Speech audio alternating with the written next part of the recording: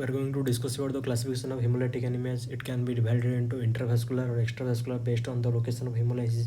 Intravascular means the hemolysis takes place inside the blood vessel, and extravascular, the hemolysis takes place outside somewhere else, it can be in liver or in spleen, or it can be inherited or acquired, or it can be intracorpuscular where the defect is inside the RBC, or it is extracorpuscular, it is outside the RBC.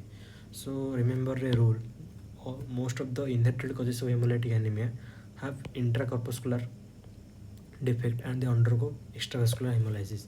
So inherited is equal to corpuscular is equal to extravascular hemolysis, with exceptions also. So most of the inherited causes of hemolytic anemia have intracorpuscular defect. For example, inherited causes: hemoglobinopathies, membranopathies, enzymopathies. In these cases, in hemoglobinopathies, sickle cell anemia, thalassemia. In sickle cell anemia, there are defect in the 6 position of beta globin chain, where glutamic acid is replaced by valine. And thalassemia, there is deletion of alpha chain or mutation of beta chains. Defect is inside the RBC. Membranopathies. So membranopathies, there is hereditary spherocytosis, hereditary eleptocytosis. In hereditary spherocytosis, the membrane proteins are deficient. Most commonly it is ankyrin. It is autosomal dominant condition. And in hereditary eleptocytosis, there is also deficiency of some membrane protein. Remember, in hereditary spherocytosis, it can be due to deficiency of ankyrin, which is the most common, but RBC shape is maintained by spectrin. And spectrin deficiency can lead to also hereditary spherocytosis. It is autosomal recessive. In general, hereditary spherocytosis is autosomal dominant, but if it is due to deficiency of spectrin, then it is autosomal recessive and it is more severe. Okay, or it can be deficiency of some other proteins also, like band 3. In band 3 deficiency, you see pincer cells. Other, remember one thing, that hereditary spherocytosis is never due to glycophorin deficiency. Glycophorin is also a membrane protein, so glycophorin membrane protein deficiency is never a cause of hereditary spherocytosis. And we have hereditary eleptocytosis. It is also a hemoglobin membranopathies, and the defect lies inside the RBC. In case of enzymopathies, we have deficiency like G6PD enzyme deficiency. G6PD enzyme deficiency. G6PD enzyme is required for the production of glutathiones, which keeps the RBC membrane immune from the oxidative stress. So glutathione is an antioxidant. If G6PD deficiency lead to deficiency of glutathione, now RBC membrane are more prone to undergo lysis by the oxidative stress. So G6PD deficiency the cause of intracorpuscular defect, which is inherited. Now 5-nucleotide deficiency. There is 5-nucleotide is a enzyme required for DNA synthesis. If it is deficient, then obviously RBC will be defective. This enzymopathy is another pyruvate kinase deficiency. So these are the enzymopathies which are inherited, and these are also intracorpuscular. Now what is an inherited cause of hemolytic anemia, but it is not intracorpuscular, it is extracorpuscular. It is atypical HUS. What is atypical HUS? In atypical HUS, we have deficiency of complement factor H. Complement factor H protects the RBC from complement mediated lysis, which is due to alternate pathway activation. So this complement factor H protects RBC from that lysis. So if it is deficient, then the RBC is more prone to undergo lysis. So it is a congenital condition or an inherited condition. But now the defect is not inside the RBC membrane. It is in the complement pathway or the deficiency of complement factor H. So it is an extracorpuscular. So it is an extracorpuscular inherited defect. So it is atypical HUS. Now I told that all the inherited causes mostly have intracorpuscular hemolysis, intracorpuscular defect, and they undergo extravascular hemolysis. So this hereditary spherocytosis, eleptocytosis, sickle cell anemia, thalassemia, all these undergo hemolysis in the spleen. Okay, but G6PD deficiency, it has both intravascular and extravascular hemolysis. So this is not purely extravascular, so we have exception is G6PD deficiency. Why? G6P deficiency is often triggered by some triggers like fabamines, primaquine, cotrimoxazole, sulfamethoxazole. So these are the triggers for which lead to acute hemolysis in case of G6P deficiency, and this occurs the acute hemolysis triggered by these certain things. They occur intravascular hemolysis. So all the inherited causes have intercorpuscular defect except atypical HUS. All the inherited causes have intercorpuscular defect undergo extravascular hemolysis except G6P deficiency, which undergoes both intravascular and extravascular hemolysis. Most commonly, the acute G6P deficiency or acute precipitation of G6P deficiency, it undergoes intravascular hemolysis. The chronic form is undergoing extravascular hemolysis. So G6P deficiency, we have both intravascular and extravascular hemolysis. So this is it. Now remember another thing, another dictum. The all the acquired causes of hemolytic anemia, they have extracorpuscular defect and they undergo intravascular hemolysis. So the acquired causes of hemolytic anemia have extracorpuscular defect and they undergo intravascular hemolysis. So these are the acquired causes.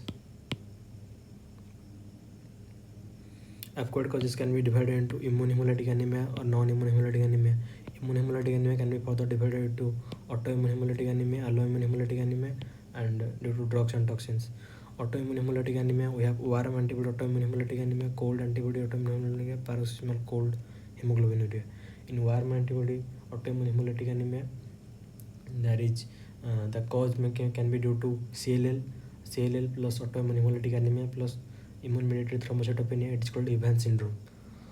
And CLL to DLBCL transformation is known as Richter transformation. And there is in CLL we see warm antibody autoimmune hemolytic anemia. Another case where we see warm autoimmune hemolytic is SLE. In case of SLE, we will see warm antibody autoimmune hemolytic anemia. And also RA, rheumatoid arthritis. In that case, we also see warm antibody autoimmune hemolytic anemia. Okay. In cold antibody autoimmune hemolytic anemia. Cold antibody autoimmune hemolytic anemia is due to warm antibody is due to IgM. Okay, cold antibody is due to IgM, where the IgM is more produced. It is produced more in Waldenstrom's macroglobulinemia or lymphoplasmacytic lymphoma. So cold autoimmune hemolytic anemia seen in case of Waldenstrom's macroglobulinemia. And certain drugs also, they are also a cause of cold antibody autoimmune hemolytic anemia. And paroxysmal cold hemoglobin in cold autoimmune hemolytic anemia, we will see clumping of RBCs. Okay, this is the peripheral smear finding. In warm autoimmune hemolytic anemia, we will see the spirocytes, microspirocytes. And paroxysmal cold hemoglobinuria, it is due to an antibody that is IgG. It is called Donat-Lanstra antibody. Okay, so these are autoimmune hemolytic anemia. In autoimmune hemolytic anemia, what happens in warm antibody autoimmune hemolytic? These antibodies coat the RBC surface, and the RBC undergoes lysis when it enters the spleen. So in warm autoimmune hemolytic anemia, the lysis takes place in the spleen, but in case of cold autoimmune hemolytic anemia, this RBC is coated with these opsonins or the immunoglobulins, and they undergo lysis in the liver. So these are extravascular hemolysis, warm autoimmune hemolytic anemia and cold autoimmune hemolytic anemia. Okay, these are causes of extravascular hemolysis. But paroxysmal cold hemoglobinuria, it is a cause of intravascular hemolysis. Okay, so paroxysmal cold hemoglobinuria, it is a cause of intravascular hemolysis. And we have alloimmune means autoimmune means one's own RBC attacking itself. Alloimmune means if to transfuse blood to another person's, and that person's RBC start or that person's immunoglobulin start attacking the donor's RBCs. That is called alloimmune. Means your antibody attacking the other RBC which are given to you by the donor. So that is alloimmune autoimmune hemolytic anemia. Where in which case we see in case of hemolytic disease of newborn. In case of hemolytic disease of newborn, there will be this thing, alloimmune hemolytic transfusion reaction. Once RBC will be attacked Donor's RBC will be attacked by the recipient RBC. And drugs and toxins, you know that. And in case of non-immune, we have fragmentation hemolysis. Fragmentation hemolysis, HUS and TTP. HUS, we have D plus HUS, D minus HUS. D minus HUS is this atypical HUS. D plus HUS means diarrhea plus HUS. It is most commonly seen diarrhea. It is followed by episode of watery diarrhea. Watery diarrhea means bloody diarrhea. It can be due to Siga toxin or Siga-like toxin. Siga-like toxins like E. coli, O157H7. That particular lead to HUS. And HUS mostly affected in renal vasculature. It can present with microangiopathic hemolytic anemia or MAHA with immune thrombocytopenia. With thrombocytopenia, because these are consumed, these platelets are consumed. And microangiopathic hemolytic anemia, immune thrombocytopenia, because due to vascular damage there will be activation of coagulation cascade, and platelets will be consumed there. So due to microangiopathic hemolytic, there is microvasculature, there will be angiopathy, hemolyte, there will be RBCs will come and hit it and get shattered. That will lead to hemolysis. So it is microangiopathic hemolytic anemia plus thrombocytopenia, because platelet are consumed in this case, plus thrombocytopenia plus renal failure. That is the most important thing in case of D plus HUS. The management we have, it is conservative management. And another thing is that TTP also similar condition, thrombotic thrombocytopenic purpura. In TTP is due to we have von Willebrand factor VWF multimers in our body. These von Willebrand factor multimers are cleaved by this enzyme called ADAM-TH13. Okay, suppose there is congenital deficiency of ADAM-TH13, or there is autoantibody formation against ADAM-TH13. Both can lead to decrease in activity of or no activity of ADAM-TH13. It will lead to no breakdown of von Willebrand factor multimers. So these von Willebrand factor multimers will strike on the RBCs, and it will lead to hemolysis of RBC, and this von Willebrand factor multimers will attach platelets with it, and it will lead to thrombocytopenia. So here also we have microangiopathic hemolytic anemia plus thrombocytopenia, and it is more seen in case of CNS vasculature. So there will be CNS symptoms like stroke, focal strokes, or lacunar strokes. They are seen in case of TTP, microangiopathic hemolytic anemia, thrombocytopenia, CNS manifestations, fever, and renal manifestation can be also seen. So these are seen in case of TTP. And PNH is paroxysmal nocturnal hemoglobinuria. In night, there will be decrease in our body pH, and that will lead to activation of complement pathway. And in normal person, RBC surface membrane have certain proteins like CD55, CD59. CD55 is called DAF, decay accelerating factor, and CD59 is called MIRL, membrane inhibitor reactive lysis. So if a person who has deficiency of this factor CD55, CD59, it is an acquired condition. PNH is not an inherited condition, it is an acquired condition. Okay, so by studying it is under acquired.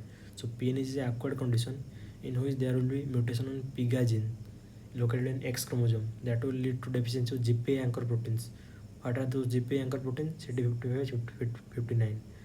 So now if this protein are deficient, now no one is to protect RBC against the complement mediated lysis. So when you sleep, there will decrease pH, complement activation, and now no one is there to protect the RBC. So there will be complement mediated lysis of RBC. And when you get up in the morning, void the fast urine, you see there will be red color, high color urine. It is due to this cause only. It is due to hemolysis, and it is due to PNH. It is called paroxysmal nocturnal hemoglobinuria.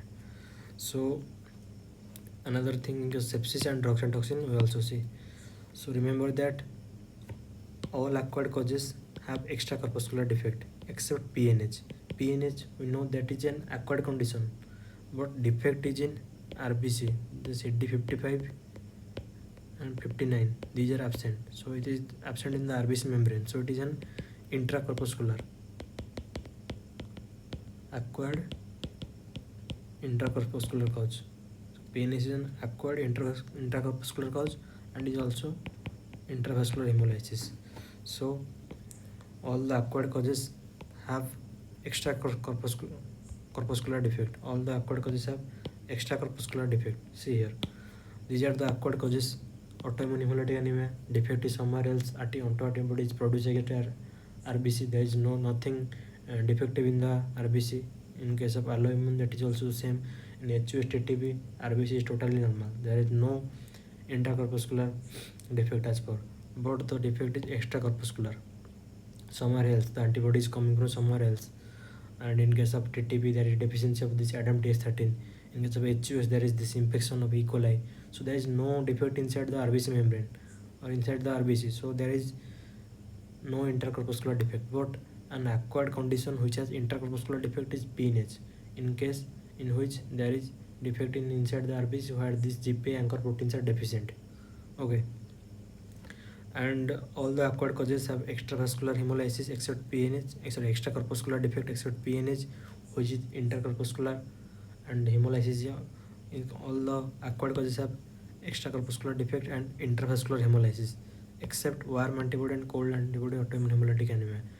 In HUS-TTP, there is intravascular hemolysis, PNH, intravascular hemolysis, sepsis, intravascular hemolysis, and paroxysmal cold hemoglobin. I told you that is there is also intravascular hemolysis. But in case of warm and cold antibody autoimmune hemolytic anemia, there is extravascular hemolysis. In warm, it is in case of takes place in the spleen. In cold, it takes place in the liver. So remember these things. All acquired causes have extracorpuscular defect except PNH. Okay, because PNH has intercorpuscular defect. All acquired causes have intravascular hemolysis except warm antibody autoimmune hemolytic anemia and cold antibody autoimmune hemolytic anemia, where the hemolysis is extravascular. All inherited causes have intracorpuscular defect except atypical HUS. In atypical HUS, there is extracorpuscular defect. One acquired intracorpuscular defect. Acquired intracorpuscular defect is PNS because it is acquired mutation and defect is inside the RB. So it is acquired intracorpuscular. Inherited intracorpuscular, all these things, they are inherited intracorpuscular defect, but acquired intracorpuscular defect is PNH. All inherited causes have extravascular hemolysis except G6PD, which has intravascular hemolysis, most commonly the acute form of G6PD. Okay, so this is all about this classification of hemolytic anemia.